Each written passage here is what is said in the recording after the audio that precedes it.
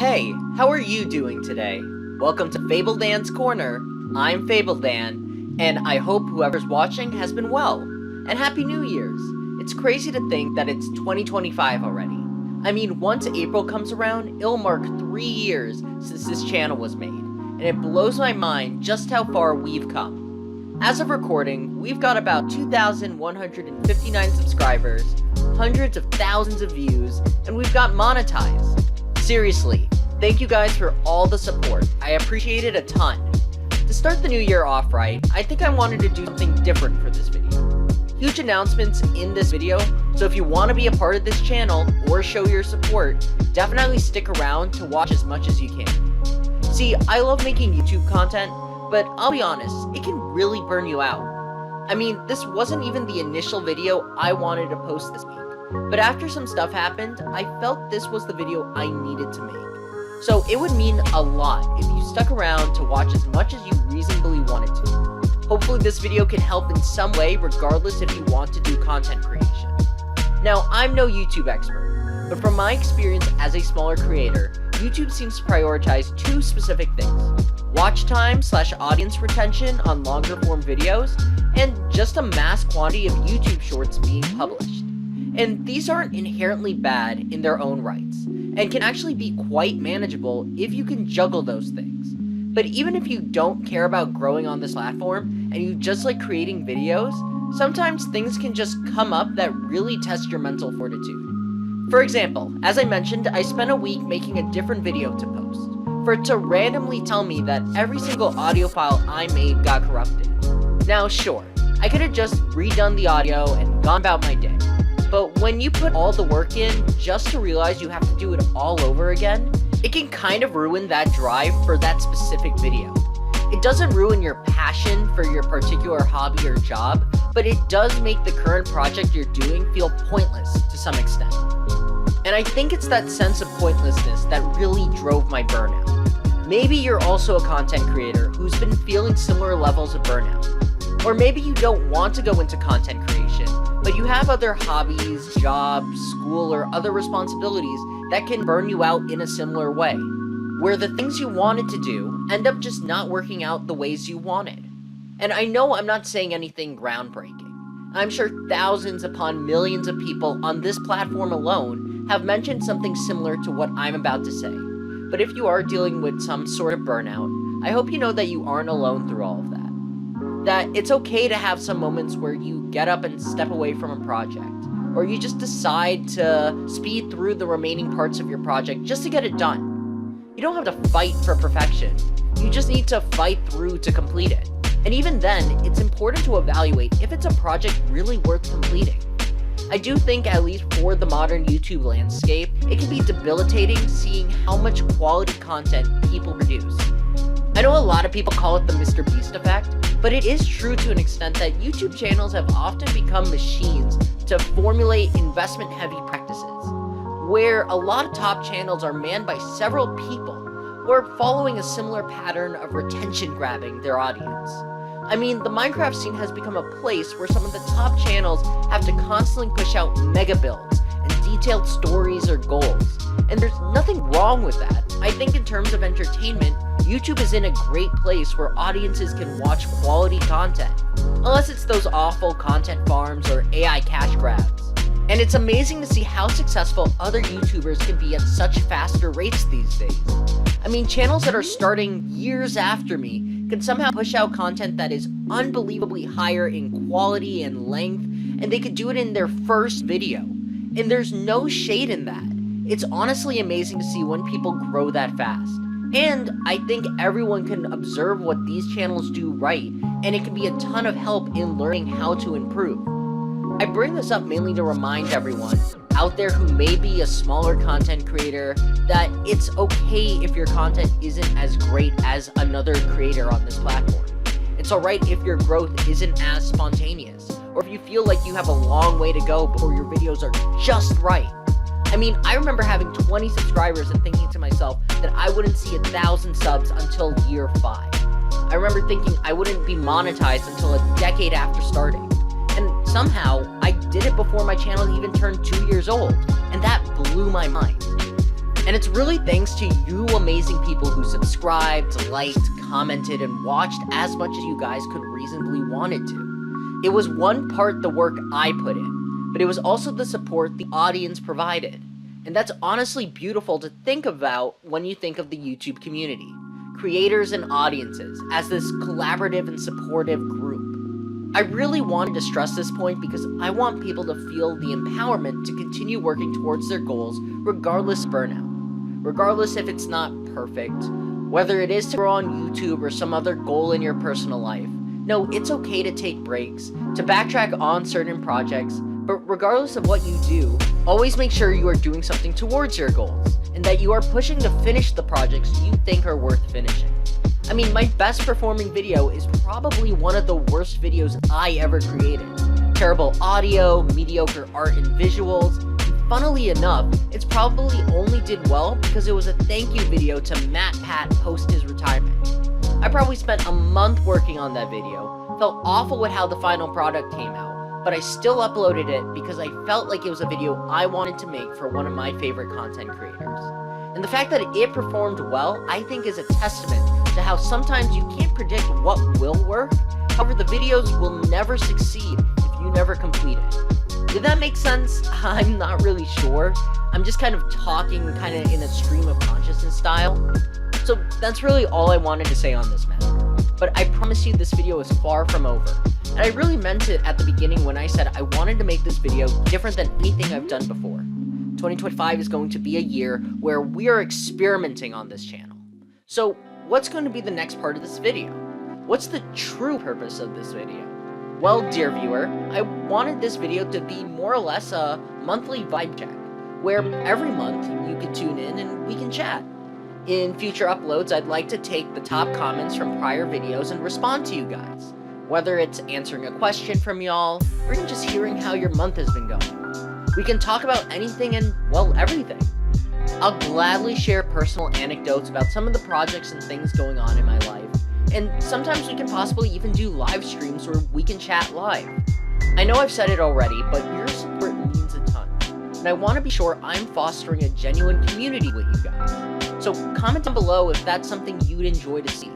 Realistically, there will be some roadblocks as I structure future videos, but I'll try to be as transparent when those come up. Like for example, I may only be able to take the top comments with the most likes in instances where there are just too many comments. However, I'll try my best to respond to every comment I can in the comment section of that video. Or at the very least, read and heart every comment with the understanding that let's keep the comments family friendly, avoid bots, and follow YouTube's policies. Another way I could tackle this is by reading the comments to see if there are some common themes or topics and structure the videos to talk about those things. So like if several people want me to answer a specific question, I'll prioritize that even if they aren't the popular question in terms of likes. Again, it's still pretty up in the air how I do this. I could even rely on the super thanks function, but I don't want you guys to pay just for your comment to get into the video. So I definitely like the prior two methods more. Additionally, I'm sure some videos, such as this first video, might not have any initial comments on topics people want me to discuss. So I may instead sprinkle in 1-minute clips discussing topics that I like. They may be different topics that follow a certain theme, or they could be very different topics altogether. For example, most of my channel has been Minecraft or Pokemon related. However, I really like shows like Dragon Ball, Sonic, Hunter x Hunter, JoJo's Bizarre Adventure, SpongeBob SquarePants, Avatar The Last Airbender, etc. That being said, since a lot of my main audience might not be huge fans of those series, those videos just might not gravitate to you guys. However, there will be audience members who do like those content. So it could be a cool way to have one general video where I can talk about everything and everyone gets a bit of what they want to see. I can even put timestamps in so loyal viewers can just tune into the sections they want the most, or if they want to watch everything, they can do so. And it doesn't just have to be a series, show, or game. It could be a general topic that I randomly think about throughout my day. And I'll be transparent, but I may consider taking some of those topics and turning them into YouTube Shorts. I mean, plenty of other channels take clips of their longer form videos and post those as their own shorts. However, I don't want to just post clips. I like for it to be a bit more transformative. So I had this idea. As you can probably tell, this video so far has been some Minecraft gameplay in the background and my avatar in the foreground, with a few images here and there popping up when I change topics or feel it's necessary to change the image. When I take a clip from this video, however, I'll be adding more content into that specific short. It could be more images to show off what I'm directly talking about, or I could just take the audio and present an animated version of this clip. Or I could do some kind of pseudo webcomic. That way, you can either choose to watch the longer video or wait for the short to come out. Or, if you want to watch both, the long form video and short form video will have something different that makes it worth watching. Again, it's kind of easier said than done, and I'm not sure how well this video is going to do in the algorithm, or if people are going to watch this long to hear this idea out. But I think it can be a fun way to make entertaining content that isn't redundant for you guys who want to watch everything this channel has to offer. I mean, if you are one of the few that have watched for this long, I'm sure you are at least semi-interested in watching my content to completion. And I want to represent those who might not have the time to watch full videos, but still want to get something out of this channel. Conversely, if you do want a long video that you can listen to in the background when you're doing things, that can cover a wide array of topics you might be interested in, I could do that for you. And on a more personal level, I get the benefit of getting to experiment on more topics by doing this. I don't know if it's going to work out, but it's 2025 and I really want to try this idea I had. And I'd appreciate it if you were willing to stick through and help me figure out things as I go with these videos. And as you can already tell, even after finishing this prior section, there's still more this video has to offer. We're going to be going over the shorts section of this video. Since this is the first time we're doing such a thing, we're going to start small and only do 4 shorts. One for Minecraft, one for Pokemon, one for Dragon Ball, and one for Sonic. Alright, with that out of the way, let's hop right in.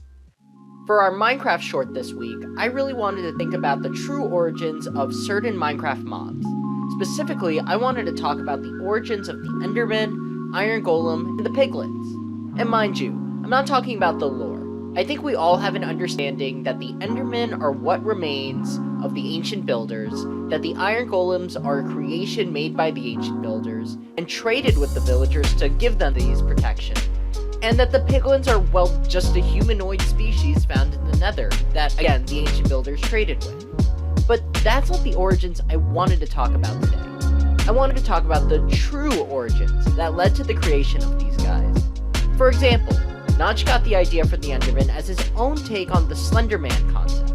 Meanwhile, the Iron Golem was a reference to the robots in the animated movie Castle in the Sky. And even the original zombie pigman texture was made by someone named Zophobia. It's just really cool to see the collaborations and inspirations that went into Minecraft's development. Be sure to subscribe, and let's move on to our next short. For our Pokemon short this week, let's figure out what kinds of creatures Pikachu is supposed to be. Okay, I know he's supposed to be a mouse, but hear me out, he isn't just a mouse. Sure, Pikachu is an electronic rodent who is often having Tom and Jerry-esque dynamic with Team Rocket's Meow. But the term Pika is specifically related to a type of animal more closely related to rabbits. It's also just very rodent-shaped. Though at the same time, I don't think Pikachu is supposed to be a rabbit, it's just kind of something people have noticed for some time. But not only is this the case, but there's also some reports by Pikachu's creators that it's also just based on a squirrel, which is very surprising, but it makes sense given that it's found in Viridian Forest. Now that being said, the beauty of Pokemon is that they don't have to be a one-to-one creation of specific animals, so Pikachu can easily be a mix of all three. I mean, look at Slowpoke, what even is supposed to be this guy? I hope you all enjoyed, and let's move on to our Dragon Ball short this week. For our Dragon Ball short, we're going to be talking about the new Majin characters in Dragon Ball Daima, Majin Ku and Majin Du. Obvious spoilers, but frankly, I quite love the concept for these two meatheads. They have a really sweet brother dynamic right now, and they do seem very caring of each other. The fact that both are based around a Cyberman is also very interesting, and it's a fun callback. I wonder if Vegeta loses to one of them, if they would put him in the iconic Yamcha pose. It would also be interesting if Vegeta recognized Cybermen, since it was him and Nappa who introduced them to the series. I do have a prediction that Ku and Do are going to fuse together into a stronger being, hence why Vegeta and Goku may use that new fusion technique that was kinda hinted at, but that's all I have to say. Be sure to subscribe, and let's move on to our last short of this video. For our Sonic the Hedgehog short this week, I wanted to talk about the ending of the Sonic 3 movie. Obvious spoilers, but I'm insanely excited that the next movie is going to be about Metal Sonic and Amy. I felt it was obvious, however, the morning before I went to go watch it with my sister, I was telling my best friend how I think the next movie would have been either Silver and Blaze or Amy and Metal Sonic. Now, personally, I think Silver and Blaze would be saved for a potential 6th movie in the franchise as a Sonic 06 reference, but Amy made sense because of earlier leaks. Additionally, I think it would have been cool if Metal Sonic comes online because the Eggheads are gone, and they were kind of this last resort option to stop Sonic. Either that or Stone is the one saving Eggman's legacy. Those are just my ideas and pseudo-predictions, and that's all the shorts I have for this video. If you've watched until the end of this video, thank you so much. Watch time is like the new lifeblood of YouTube, so your willingness to stick till the end means the world. I promise future videos will have much better organization and structure. I just only had like 3 days to work on this whole video. Thank you so much, I appreciate you all, and I'll see you all next time.